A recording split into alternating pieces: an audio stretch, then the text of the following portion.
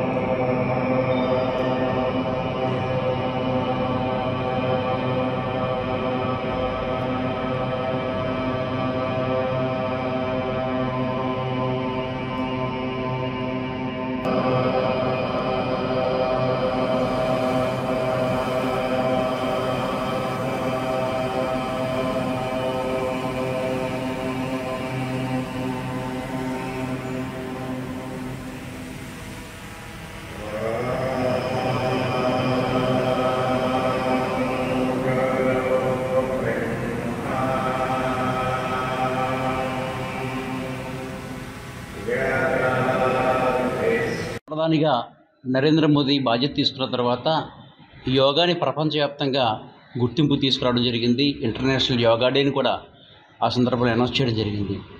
యోగా విశిష్టత తెలియజేస్తూ అంటే యోగా మానసికంగా శారీరకంగా ప్రజలకు ఏ విధంగా ఉపయోగపడుతుంది, దైనందిక జీవితంలో ఎలా ఉపయోగించుకోవాలి అనే దాని గురించి వారు ఎక్స్ప్లెయిన్ చేస్తూ ఉంటారు. మొన్న కోవిడ్ ఏదైతే మనకి ఇబ్బంది పెట్టిందో ఆ కష్టకాలంలో కూడా అందరినీ కూడా యోగా చేస్తూ ప్రాణాయామ చేస్తూ మనల్ని రక్షించుకోమని చెప్పి వారు పిలుపునివ్వడం జరిగింది. ఆ సందర్భంలో ప్రాణాయామ ద్వారా చాలామంది రక్షింపబడ్డారు. ఎందుకంటే ఊపిరికి ఎప్పుడైతే ఇబ్బంది కలిగిందో ప్రాణాయామ దాని నుంచి బయటపడేస్తుంది. ఆ సందర్భంగా యోగా విశిష్టత ఇంకా పెరిగింది ప్రపంచవ్యాప్తంగా. ఈ సందర్భంలో విశాఖపట్నం సంబంధించి యోగా మాస్టర్ ఓం ఫ్రీ యోగా సెంటర్ నడుపుతున్నారు. వారు చాలామంది కొన్ని వేల మంది విద్యార్థుల్ని ఫ్రీగా ట్రైన్ చేస్తూ ఉన్నారు. 108 సూర్య నమస్కారాలు చేయడం అనేది సర్వసాధారణం. ప్రతి సంవత్సరము రథసప్తమికి చేయడం జరుగుతుంది. అయితే ఈరోజు మాత్రం 2 సెట్లు ఇలాగా 108 సూర్య నమస్కారాలను 2 దఫాలుగా చేయిస్తూ విద్యార్థులతో, అది కూడా 90 నిమిషాల్లో వరల్డ్ రికార్డు సాధించే ప్రయత్నంలో ఇక్కడ గాదిరాజు ఫంక్షన్ హాల్లో ఉన్నారు. చాలా సంతోషం, అభినందనీయం. ఇదే విధంగా ఇంకొన్ని వేల మంది విద్యార్థులను వారు తయారు చేయాలని చెప్పి, ఇంకొన్ని వందల మంది స్టూడెంట్స్ని తయారు చేయాలని చెప్పి, విశాఖపట్నం అంతా కూడా యోగామయం కావాలని చెప్పి, ఆరోగ్యమయం కావాలని చెప్పి నేను ఈ సందర్భంగా కోరుకుంటున్నాను.